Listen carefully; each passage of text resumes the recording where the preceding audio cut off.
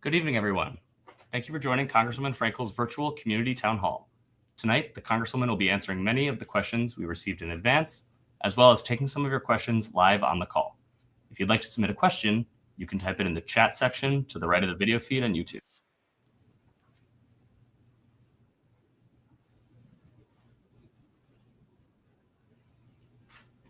We can't guarantee we'll get to every question, but we'll be taking as many as we can, and we'll do our best to follow up over the coming days. Congresswoman Frankel will be joined by Congressman Jamie Raskin.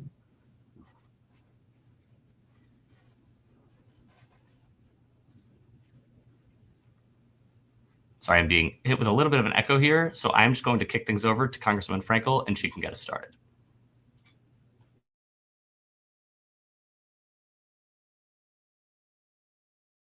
I am here in my office in Washington, D.C.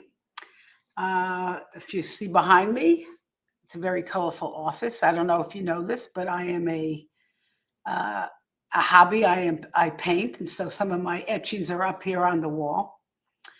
Anyway, listen, I know that many of you are angry, you're anxious, and I don't blame you. Since Donald Trump returned to the White House, he's wasted no time launching an all-out assault on the very pillars of our democracy and the programs that millions of Americans rely on every day.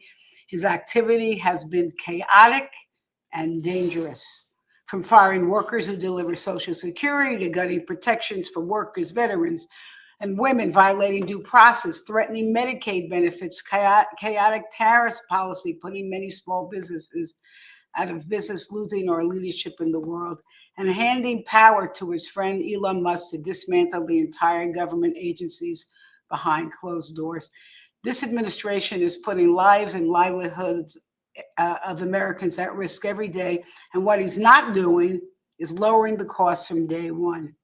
Listen, what's happened is not normal. It's not just politics as usual. These are calculated attacks on our freedoms, our families, and our futures. And let me be clear, I will not sit back. Along with our Democratic colleagues and activists across the country, I'm fighting tooth and nail every single day to stop these rollbacks, to hold this administration accountable, and to stand up for you with legislation, litigation, and community action. You deserve answers, you deserve a voice, and you deserve leadership that puts you first, not the wealthy and not the well-connected, and certainly not those who are trying to turn our government into a private playground for the powerful. So tonight I'm here to listen, to share what I'm doing in Congress, and to hear your ideas and concerns. And I have some very special guests, my great colleagues, Jamie Raskin and Melanie Stansbury, and Martin O'Malley, who was the 17th commissioner of the Social Security Administration under President Biden. I'll tell you more about him when we bring him to talk to you. So listen, just to let you know, the Republicans have been keeping us here in DC week after week. So we're going to start to have a series of these virtual meetings, as well as some of the events we can do in person. So if we don't get to your issue tonight, don't worry, we'll be back, because we're in this together, and together we're going to keep fighting for our democracy. And now let's get started. And I think first up tonight, we are very, very honored to have with us one of my favorite colleagues, a constitutional scholar. He's very famous. Most of you know he was the top Democrat on one of the House Judiciary impeachment committees. He is now the top Democrat on our Judiciary Committee. I don't know what all that background noise is, Jamie, but we are so, somebody talking in the background. We're very happy to have you, and we've asked Jamie to give us an overview of the litigation that's going on. Take it away, Jamie. Thank you, dear Lois, and forgive me, that's my dog, Toby, who's very mad that I haven't paid attention to him since I got home. So I said, I got to talk to the wonderful people of Florida first. I'm delighted to be with you. You guys, I am the ranking Democrat on the House Judiciary Committee. I'm also a collector of some very fine Lois Frankel art in my office. I have a bunch of her resplendent, colorful, well, I guess these are doodles turned into paintings. They're quite extraordinary. And I know they're going to be worth billions of dollars one day. That they're going to be like a foreign government emolument for some president at some point. But look, Lois is asking me to try to give you in 5 minutes a little thumbnail sketch of where we are in terms of all of the litigation taking place around the country. And one of the things that the Democrats are doing is filing amicus briefs in all of these cases, because we're not able to get standing ourselves, but we're able to intervene as amici in these cases. And I want to tell you, we're winning every day against this onslaught of lawlessness and authoritarian actions. Today, of course, the Supreme Court heard oral arguments in the birthright citizenship case, which was one of the first executive orders where Donald Trump purported to abolish and nullify birthright citizenship in America, which may seem strange to everybody because it is the first sentence of the 14th Amendment. It says that all persons born or naturalized in the United States and subject to the jurisdiction thereof are citizens of the United States in the state wherein they reside. It's been struck down by 4 different district court judges. 2 appointed by Democrats, Obama and Biden, 2 appointed by Republicans, Bush and Reagan, who may have written the most blistering decision of all. The Reagan judge said in his 4 decades on the bench, he's never seen a more unconstitutional action by a president than this, because it directly conflicts with the 14th Amendment. So that's what the court was hearing today. Some of the conservative justices are trying to avoid the main substantive issue because the weight of the evidence is so overwhelming against them. And they're trying to say, well, this is really about whether a district court can enter a nationwide injunction, which was something, of course, our friends had no problems with during the Biden administration when they sought dozens of those, including the one from Judge Kaczmarek in Texas, remember, where he enjoined mifepristone across the country with a nationwide injunction. But anyway, there's that one. We've got our fingers crossed that the Supreme Court's going to do the right thing. The Supreme Court has acted several times, including in one 9-0 decision, upholding the due process rights of immigrants not to be carted off to a dictator's prison in El Salvador without a due process hearing.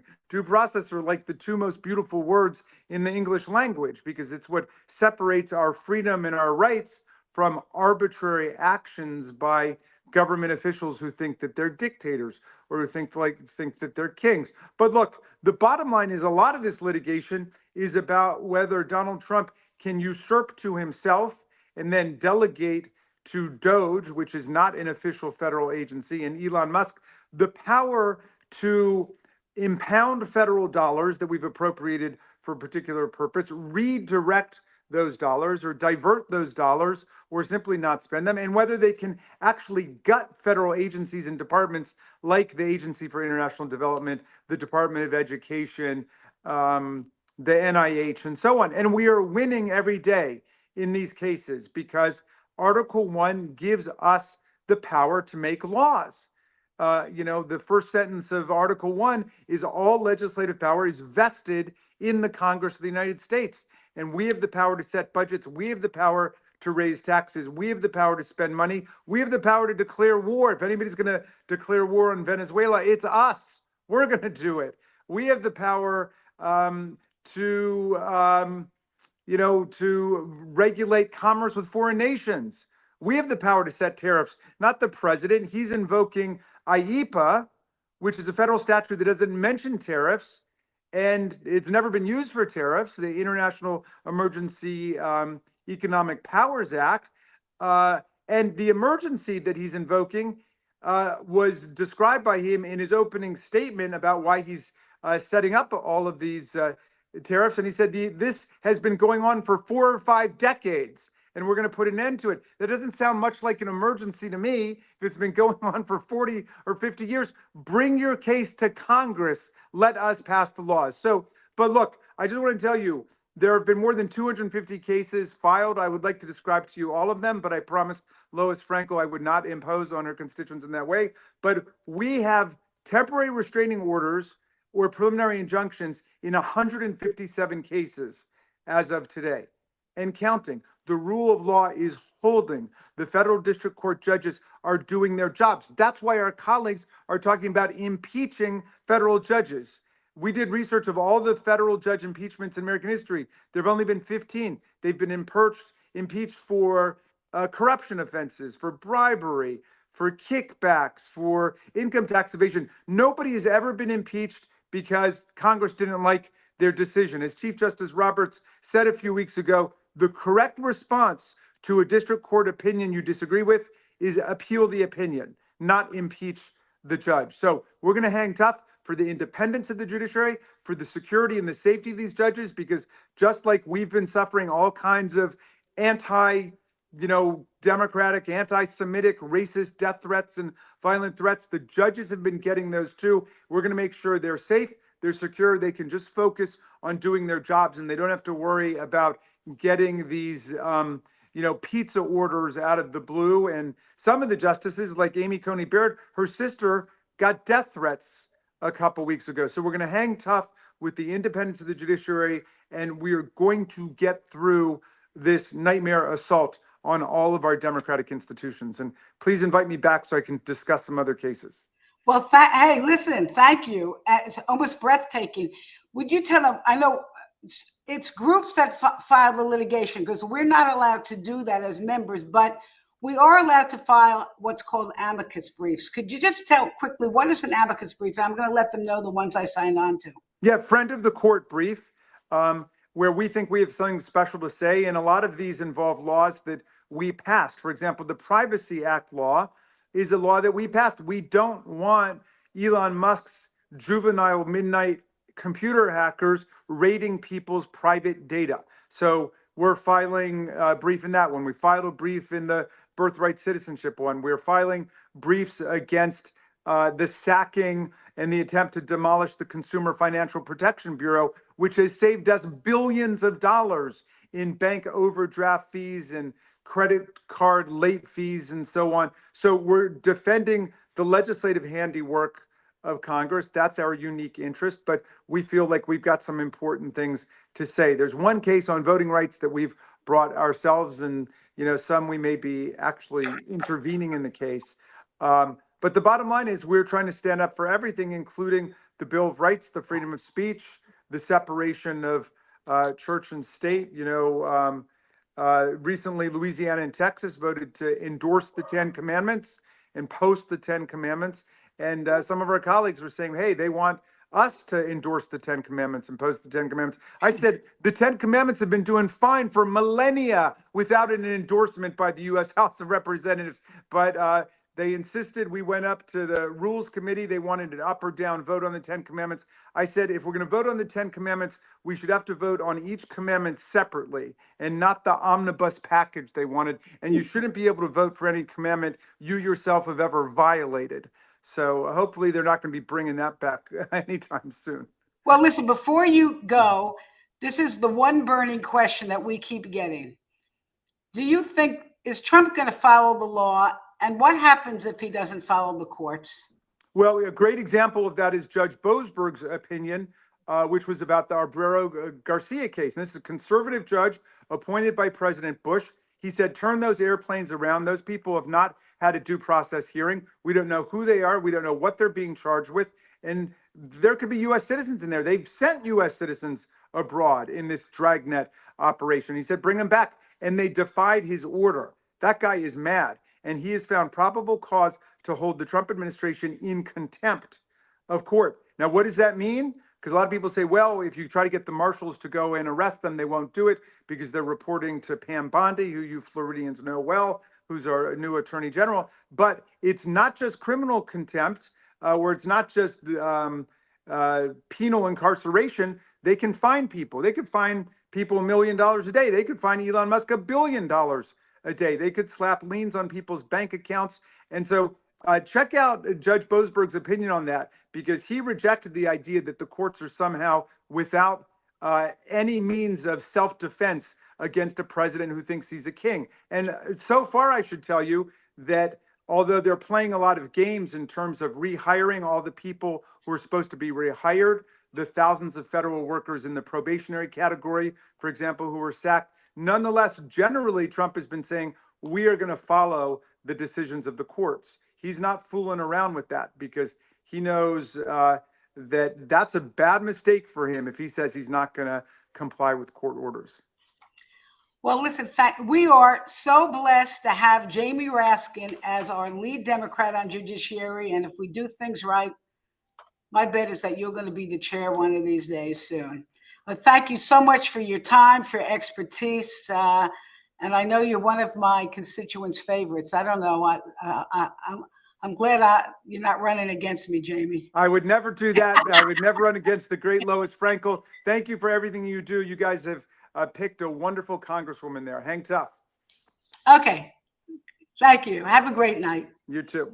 All right. Thank you so much. Well, folks, I hope that Representative Raskin answered a lot of your questions on the litigation. But just to let you know, we're going to send you some information and put a link on our whatever digital means of communication you're using tonight, with a link that gives you an information about all this litigation. So we will give you a link you can click on. I hope you're going to wait till after this, but we'll give you a link so you can see all the different litigation that's going on and its status. Now, with that, we have our next special guest, who's very important, especially to the people here in Florida, because do we have Mr. O'Malley on there yet? Okay, Mr. O'Malley. Okay, I'm going to introduce you in a second. Just want you to know how important you are.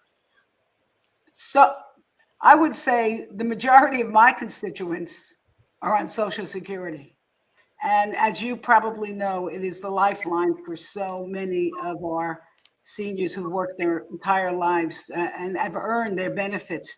Just to let you know, there's 5 million people in Florida on Social Security, and in Palm Beach County, folks you're talking to tonight, we have over 345,000 people on Social Security, and we have 3 offices in Palm Beach County with a wait time now of at least 2 hours when they try to go to the office or they get on the phone. And then we have there's a backlog of 575,000 cases, I think, in this country. Mm-hmm. So listen, it's a serious issue for all of us. We've gotten so many questions to our office about Social Security, and who do we have? I couldn't think of a better expert. Martin O'Malley was just recently the Social Security Administrator under President Biden. He was the former governor of Maryland. And I don't know if you remember this, Martin O'Malley, but when I was mayor of West Palm Beach, you were mayor of Baltimore, and I met you through the U.S. Conference of Mayors. And I have always admired you and we welcome you. And let's just start, if you could just give us an overview, just from your point of view. I know you've been traveling around the country a lot. Tell me what you're hearing from people about Social Security, their concerns, and your sort of analysis of what's going on. Yeah, Congresswoman, thank you. And when we're together, we call each other mayor because we believe that's the highest title in the Republic. And I want to thank you, especially when I was Commissioner of Social Security. You know, the president didn't send me there because things were all hunky-dory and everything was going great. In point of fact, Social Security staffing had been reduced by Republicans in Congress. I'm stating a historical fact, not a partisan fact, to a 50-year low. 50-year low, even as baby boomers of my generation, you're younger than me, but baby boomers of my generation swelled the ranks to an all-time high.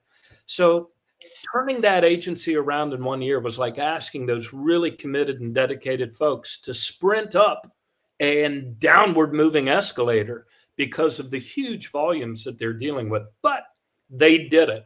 And by the end of the Biden administration, we had almost every timeliness metric moving in the right direction.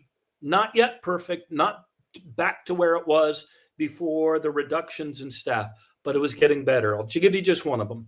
the wait time on the 1-800 number, where 8 million Americans, including many Floridians, have to call to get their business done, was at 42 and a half minutes. They got that down to 12 and a half minutes. But that's going in the wrong direction. The effectuation of retiree benefits, which was at a 7-year high in terms of timeliness, a 7-year completion within 2 weeks, the best it had been in 7 years, is now going in the wrong direction. In fact, the head of operations sent a memo to the staff, which they've cut, oh, by the way, by 7,000 people since Elon Musk and the Doge folks went there. And I think they're going to get down to 10,000 cut. He wrote to them and said, hey, could everybody work 10% harder because of the growing backlog? I mean, what the heck kind of sense does it make to take an agency that's already at a 50-year low and then usher 7,000 or 10,000 people out the door? Those numbers you cited in Florida, Congresswoman, are not unique to Florida. All over the country, they are cramming people into understaffed Social Security offices. And I truly believe, with all of the falsehoods being told about Social Security, for example, there's a zombie apocalypse, when in point of fact, there are not 20 million people, the population of New York, roaming the planet with, checks from Social Security spewing out of their cadaverous pockets.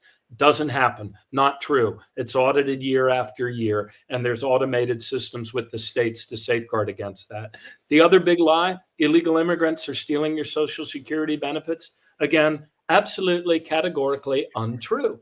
In fact, by law, people working here outside of status, so-called illegal immigrants, are prohibited from receiving any benefits, although they contribute $25 billion a year for the rest of us, that they will never see a dime of. So this is the state of play right now as I conclude. And I've done quite a few town halls invited by grassroots groups. And thank you.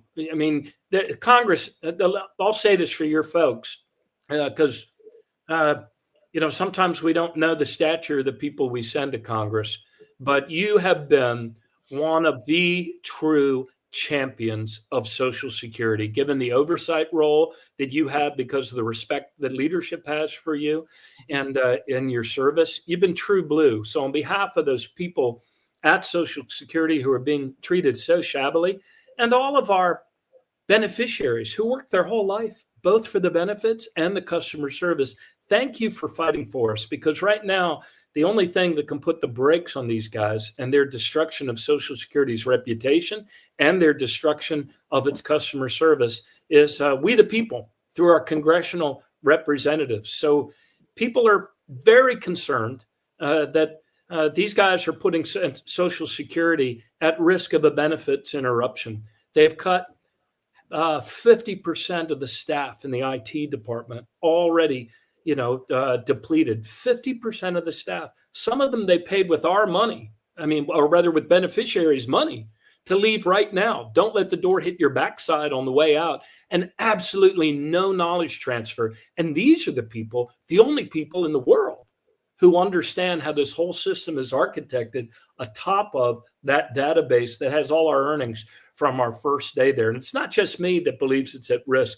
George Bush's former commissioner has said the same thing, that the speed and the recklessness of these cuts are putting beneficiaries at great risk. And we're already seeing it in the spiking service levels that you mentioned on the phone, in the waiting rooms, in the effectuation of benefits. So I'm glad to hang out and do my best to answer people's questions. And again, thank you for your leadership and fighting for Social Security. I notice it's the first thing on your website too. Yeah. Well, I have a 99-year-old mother and lots of constituents who rely on Social Security.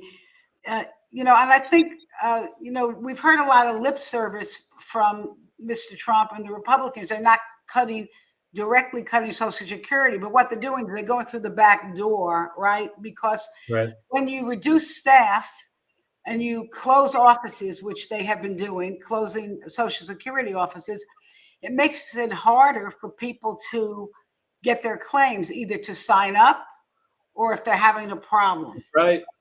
Mm-hmm. So, go ahead. And I recall very well your bare knuckle defense in the appropriations subcommittee hearing when the leadership there, when the majority made all of their members cut Social Security by $500 million. And I remember, I believe it was you who said, don't go home and tell the people you work for that you're not cutting Social Security, because in fact you are, to the tune of $500 million. That's a cut. I mean, I don't know how these folks can think they're voting for a $500 million cut, and it's not a cut. The chairman of the committee, chairman of the subcommittee, even said, oh, this is just all going to come out of those people in Baltimore. Well, it's not just coming out of those people at the headquarters in Baltimore. In point of fact, there are not enough salaries at the headquarters in Baltimore, which is why people are seeing attrition and the paid exits and the mass firings, empty out the windows in their own Social Security office. So you can believe what you want, but I think the most important proof is in your own experience in these offices. They're also cutting off phone service. And there was an automated process when people emigrated to the United States legally, they are required by law to be issued a Social Security card so they can pay in while they're working here.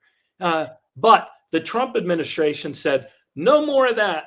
Those non-citizens who came here legally, you're going to have to go crowd a Social Security office, which is why some of your people in Florida especially are seeing the lines. It's not illegal immigrants. It's people who came here legally.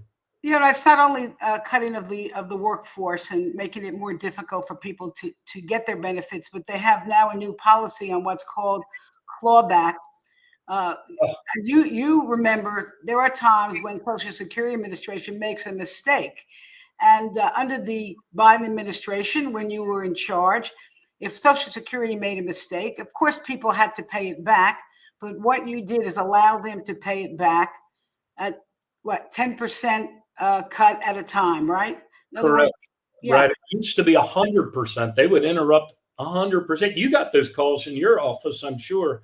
And all of Congress said, hey, this is contrary to the intent of the act. We shouldn't put Mrs. Kaczynski under a bridge because we made a mistake.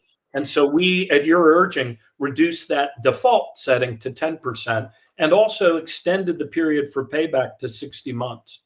Well, they reversed it. As soon as Trump got into office, he reversed it to 100%, which means Social Security beneficiaries were going to pay for government's mistake. And actually, so many people rely. That's how they pay their bills. So we made a big fuss. We actually filed a bill to get it back to 10% and actually embarrass them now. I think it's now back to maybe 50%. Yeah, they heard you. We have legislation to get this clawback back to 10%. All right, so with that, we're going to start to take some questions. I want to bring in I've got another guest here, one of my favorite colleagues, Melanie Stansbury. Are you there? There you go there. Okay. Melanie Stansbury, my colleague from New Mexico, one of our great environmentalists. And boy, she has herself on the spot. She's on our oversight committee. I hate to say it with a bunch of the crazies, but but it's true. And the lead Democrat on the subcommittee that handles the Doge boys, right? Okay, yes. Thank you, Melanie. So we're going to start taking some questions from our constituents, and let's see how we do. Go ahead, Dan.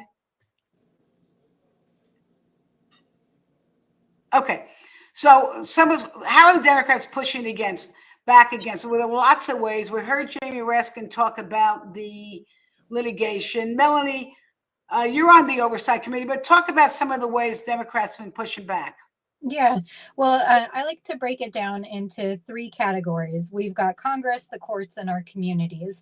And in Congress, it's really important to understand that right now we're in the minority. So the Republicans not only control Congress and the presidency, we have very limited capacity to pass legislation. We don't control our committees. We don't control what makes it on the agenda. In fact, we don't even get to decide what topics get taken up, because in the House in particular, winner takes all. So whoever's in the majority controls it. But it doesn't have to be this way. We only need 4 Republicans in the House, and we only need 2 Republicans in the Senate to get a backbone, follow the Constitution, care about their constituents, to actually fight back. So some of the things that we're doing in Congress, we're raising our voices, we're raising hell, we're going to the floor, we're making committees hard, we're filing amendments, we're doing all the things we can inside the institution to be disruptive and to try to woo our Republican colleagues or shame them into doing the right thing. In the courts, there are now over 200 cases. I think Mr. Raskin talked about this. They've been filed against the administration for all kinds of their illegal malfeasance, from mass firings to the dismantling of agencies to data mining your data. And as members of Congress, we've been supporting those court cases. But those court cases have been difficult to resolve because the Department of Justice is the prosecutor. They're the ones that are supposed to be enforcing the law, but they're beholden right now to Donald Trump. So we're having to work with states and tribes and local entities to bring those lawsuits. But the third area is actually the most important, and that's all of you. That's our communities and taking it to the streets. And I can tell you, absolutely. You know, Elon Musk is, even though he's still the first buddy and hanging out with Donald Trump, the Republicans have realized that he is such a political liability, and Doge is so unpopular because of all of the marching and organizing and phone calls and letters that members of Congress and the public did, that he's not only on his way out of the administration, they won't even talk about him in public anymore. So we held a Doge subcommittee hearing last week, and they've like completely abandoned Doge. They don't even talk about it anymore in Congress. Now, that doesn't mean it's not happening. It's still nefarious in Project 2025. And now Russell Vought, who's the OMB director, is picking up a lot of those reins. But what the ouster of Musk really demonstrates is that people power works. And that's why we need all of you to stay engaged, keep making calls, especially targeting vulnerable Republicans who we need to grow a backbone to push back against all this bad stuff. Yeah, thank you very much. And look, we are really grilling the administration when they come to our committees. And I just, for reference, if you want to see some of the interaction I've had with some of our cabinet secretaries yesterday, Cabinet Secretary Kennedy, we had a little bit of a jousting, and today with the Labor Secretary. And if you hop on in the next few days to my webpage, you can see our conversation. All right, next question. Thank you, Melanie, on that one. What's the next question, Dan? If you're with us, Dan. Hi, Congresswoman. Yes, we have the question on the bottom of the screen from Aline. Oh, I'm sorry. That's okay. So what's being done about the proposed cuts to Medicaid in order to fund tax cuts for billionaires? Well, of course, isn't that the name of the game? And they had committee hearings this week that went through the night. And you got to talk about being tricky. They're trying to figure out how to do these cuts, the Medicaid cuts, which is health care for so many children, for pregnant women, for our disabled, for folks who are in nursing homes, for people who are on the Affordable Care Act. So it affects millions and millions of people. And what they're trying to work at now is do these cuts so they go into effect the day Donald Trump leaves office. And they're combining this with tax cuts. They're going to give a few tax cuts to everybody that go away the day Donald Trump leaves office, but the tax cuts for the billionaires become permanent. And Melanie, you may want to add something to this. Yeah, so this kind of goes back to what I was just talking about, the power of the people. There are a number of Republicans for various reasons, maybe because they have a moral conscience, still a question. I don't know. No, I'm just kidding. There's still some good Republicans out there. And there's a number who are politically vulnerable, who know that if they cut Medicaid, it's going to be a political liability for them. And even though there's about 12 Republicans in the House that said they won't cut Medicaid, they voted for it twice now. And the bill is moving next week, likely through the Rules Committee and the floor. So we want to keep raising hell with those vulnerable Republicans in the House, because maybe there's a chance that a few of them say, you know what, this is just so bad, we can't vote for it. In the Senate, there are at least 3 Republican members who have said they don't support Medicaid cuts. It's Josh Hawley, Susan Collins, and Lisa Murkowski. And I think part of what we need to do to make sure that the Senate strategy holds is that we not only have our voices heard in anger, but also in appreciation to those members on the Republican side who are willing to hold the line. So encourage you to reach out, especially to those members, and keep marching in the streets. Thanks so much. Yes, Mr. O'Malley. But you got to put your unmute yourself there. Somebody else muted me. I'm not muted. That's okay. Keep going. Okay, no, we hear you. We hear you. Okay. Yeah, I just wanted to add on Social Security, because the opponents of Social Security always try to conflate it and act like Social Security is blowing up the budget and blowing up the deficit, and therefore we have to cut Social Security. Total baloney. Social Security is the only agency that actually runs a surplus, a $2.6 trillion surplus. So, but they always like to lump it in and say, oh, it's an entitlement, we got to cut it. Not true. You paid for it. You pay in. It's a pay-as-you-go program. So you pay in when you work, and that same dollars get paid out, to the beneficiaries. And now that the baby boomers are moving through, that surplus is necessary to cover the retirement lifespans of those baby boomers. So any differential comes out of there. So don't believe that somehow Social Security is adding to the deficit. It doesn't. Social Security lends money to the federal government. Thank you for making that point. And incidentally, folks, these bills that are moving through, what they call it reconciliation, not only are they cutting the health care benefits through Medicaid, they're cutting the nutrition to literally millions of people, the food assistance over the next 10 years. They're cutting that too. And they are now they want to prohibit Planned Parenthood from getting any Medicaid money. All right, so that's the good news. Is that the good news? I don't think so. But Melanie, great point. We got to keep our voices loud. We got to keep fighting and pushing back. Next question. Oh, is our protesting helping? Absolutely. I think we both said that. Let me tell you, that's a common question I get. And I've been out to so many of our rallies in Palm Beach County. And actually, they've been very energizing. The signs, I mean, I don't know how the signs are for your protests, Melanie, but I got to tell you, the protest signs have been fabulous. In fact, actually, there's not enough poster board to put all the things that people are protesting, but we've had literally thousands of people. Yes, yes, yes. You want to add to that, Melanie? Yeah, and I'll just add a few reasons why I think protesting is helpful.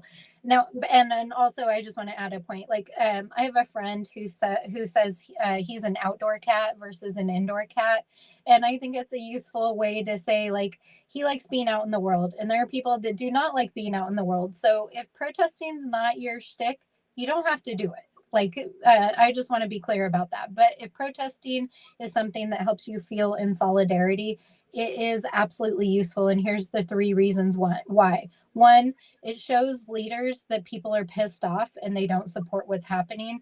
And it's a visual representation of that. And when you take to the streets, it shows both the people you're trying to convince as well as people like us, that people actually care about this. Two, you have to realize that there's many people who can't go out in the streets because they're elderly or disabled or their kids. And when they see you protest, it makes them feel not alone. They know that their voice is being represented. And three, I think that, again, I go back to, the ouster of Elon Musk. The protests made it so visible that Elon Musk was failing and that Doge was failing that it couldn't be ignored. And so that is what led ultimately to his ouster, in addition to the utter failure and destruction of what he did. But Trump didn't care about that part. What he cared about is that it pissed off Americans. Right. Okay.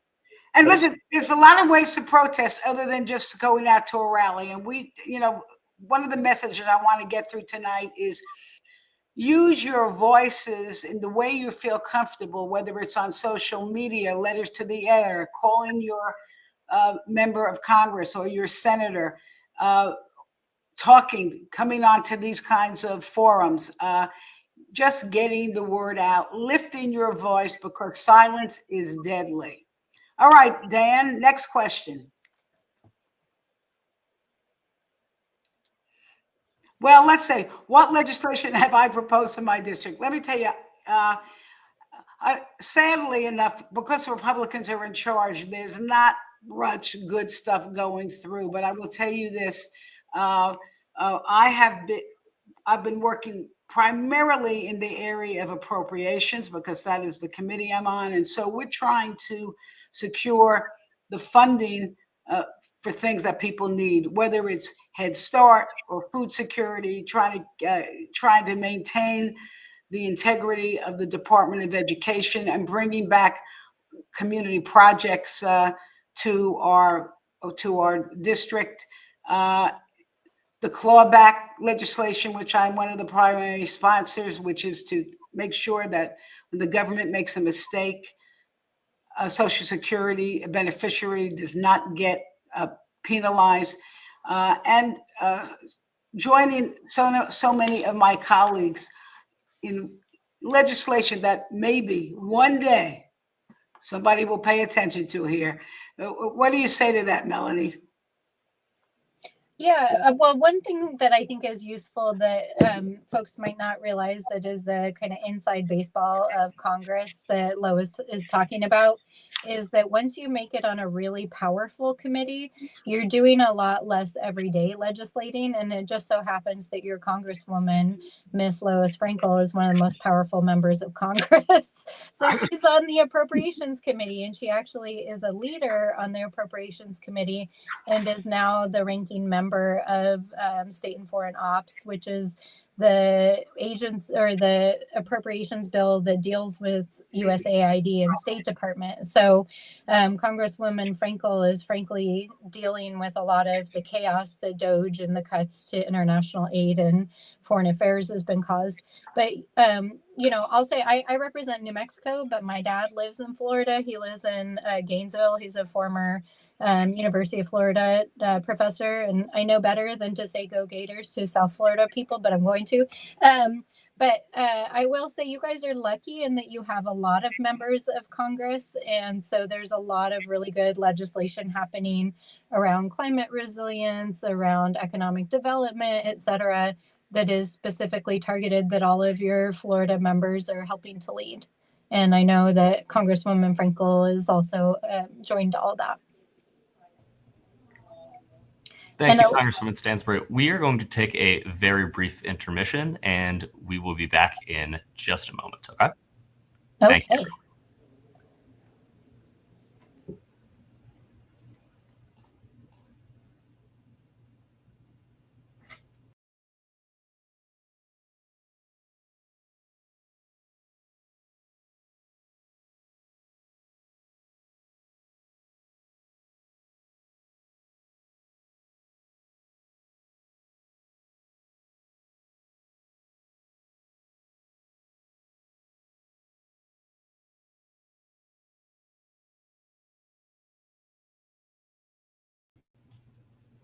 Okay, Congresswoman, we are going to get going again. The thing about the letter. Oh, here we go. I'm back.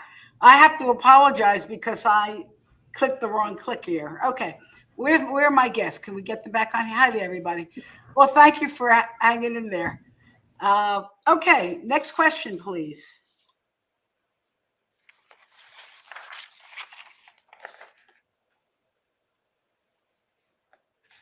Where's the thing on the letter? Oh, I'm sorry. We got to hear. Oh, do I know the current status of the Department of Education? Well, listen, I think it's pretty clear what's going on here. The Republicans and Donald Trump, they basically want to take the monies from public education and put it into private schools. Point blank. And private religious schools. That's their goal. And they did something was shocking that I didn't even think that they would do, but they have basically fired almost everybody from the Department of Education so that it really can operate. Now, Congress, we created the Department of Education, so legally they cannot really get rid of it by themselves. But what Donald Trump has done, again, going through the back door, they have fired almost everybody so that it's not operating. And not only that, their budget, which is now in the courts, basically stopping millions of dollars of Pell Grants and millions of dollars going back to our schools. And Palm Beach County alone, we're losing millions of dollars. What's happening in your state, Melanie? Yeah, I mean, I think it's helpful to kind of understand at the top level what the administration is trying to do, and then how that's impacting our communities. So myself and I think a dozen members of Congress were actually invited by the WWE lady running Department of Ed to come visit with her. And it was a pleasant meeting, but it's very clear that they view Department of Education as unnecessary, and they have a Project 2025 guy there overseeing the Civil Rights Division of Department of Ed. And so it's kind of a two-part thing. One, they're trying to dismantle Department of Education in a kind of corporate restructuring and put the pieces in different places. And the second part is that they are on a kind of culture war attack on education institutions. They want to ban education and reshape schools and universities to end the enforcement of the Civil Rights Act, which made it possible for all children to have access to education. And they are very much culturally opposed to teaching diversity and the full history of this country. And so they've been sending all these letters to K through 12 schools attacking universities like the Harvard situation that's taken the headlines. And so the thing that I would really emphasize is that everything they're doing is illegal. They can't do any of this stuff, and they know it. And it's being challenged in the courts. And there are now multiple court orders that have told them, you have to stop dismantling the education department, you have to stop firing people, and you have to enforce federal law, which is protecting civil rights and also kids with disabilities. So it is still having a chilling effect on schools across the country. I'm seeing in New Mexico, our large school districts are kind of like, you know what, you can't do this, you're breaking the law. But I think a lot of smaller schools, private schools, charter schools are scared. And so one of the things I'm really encouraging people to think about is how we can all be leaders in the resistance in our communities. And so I really encourage schools and educators to know your rights and to know that, when you get these scary letters from the administration, a lot of the time it's not legal. What they're doing is not legal. And it's important that we stand up for our students and for our schools and keep fighting. And so that's what's going on. Yeah, on the funding level, we keep hearing the president saying, oh, we're sending everything back to state control. You should know the states do control education, and they actually do most of the funding for education. But there's a reason the federal government got into this, because the federal government got into this during segregation. And because what's happening across the country is, and we know this even in our own county, there are certain areas where you have under-resourced people, where children are coming from homes that are in poverty. And so the federal government, in order to make sure that all our kids had an equal opportunity to get educated, would send out money, especially to the schools where there was this need. And so what we see wholesale is the cutting of these funds, the cutting of the Pell Grants, which are the scholarships that are under-resourced students use to go to college. So, but we are fighting back. And this is one area especially where in appropriations where I sit, we are going to fight hard. All right, thank you. Okay, next question, Dan. This, okay. Here's a good one. How can POTUS accept a plane from Qatar without congressional approval?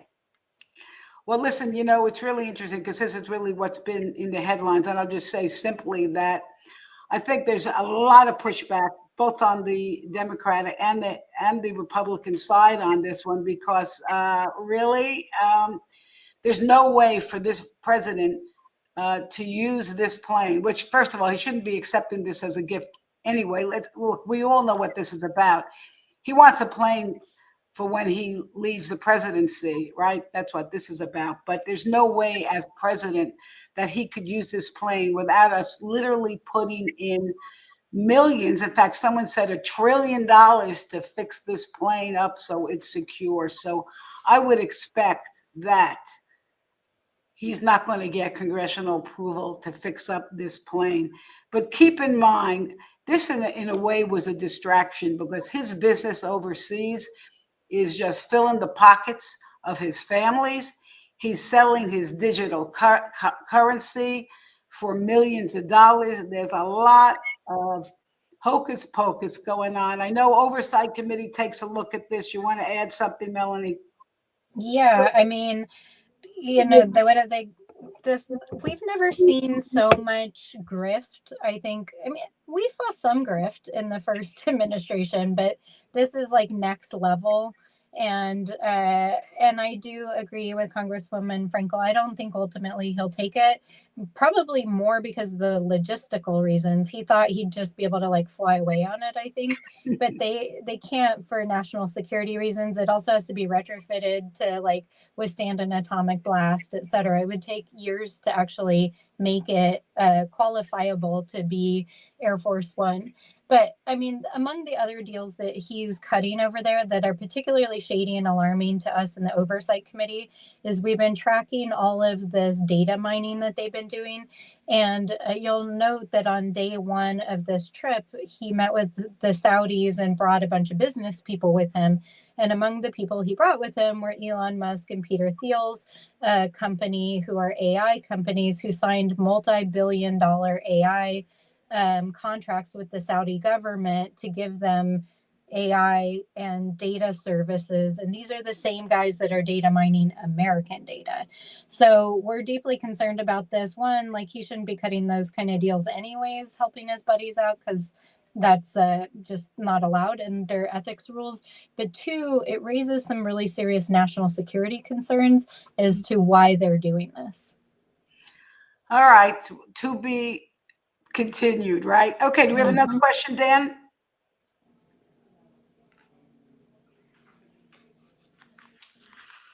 Okay, this says Matthew, West Palm Beach. Trump's proposal cuts could hurt cancer registries and surveillance programs. As a strong advocate, will you fight to ensure patients gets the best health care possible? Well, thank you. This is an important question because if you all have to do is pick up the papers, folks, or you're listening to your favorite cable show or on your digital media, what we are seeing every day is the Trump administration pulling back research grants from everyone, from universities, from health centers. In Florida alone, this is what's happened. We have, Trump has terminated, listen to this, $2.5 billion in federal public health grant funding to our state. That's just to our state, $2.5 billion. 42 million of that has to do with HIV.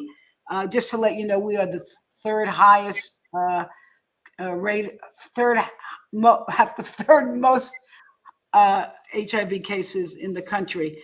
But also they're stopping clinical trials on cancer, on Alzheimer, you name it, on diabetes, lots of illnesses that unfortunately we find are too prevalent, especially in our older communities. Just to let you know that our delegation, the Florida delegation, we're about to send out to President Trump, just saying, hey, listen, you're from Florida. You have to help us here because public health should not be a casualty of political ideology. And just to let you know, Matthew, and those of you who are listening, I sit on the subcommittee on appropriations that deal with health and human services. And yesterday, guess who we had in front of us? Mr. Kennedy himself. And I think we had an interesting conversation with him. You can, as I said, you can go on my webpage and you can see what my dialogue was. But I am going to fight hard with my Democratic colleagues to make sure that we properly fund our healthcare system in this country and our research grants. All right, so listen, I think we're going to have, boy, this went fast. We've run out of time, but I'll tell you what, Dan, do we still have some questions in line? Because what I want to do is, let's take our one last question. Do we have another question? Okay, well, what we can do, express our opposition to illegal actions of the government. Folks, silence is deadly. Keep your voices raised in any legal way you can do it, whether it's calling your lawmakers. In Florida, we have a couple of senators, folks. Don't forget about them. And write letters to the editor, but most important, use your social media, right? That's a good way. Go on your friend's social media. Go on your lawmaker's social media.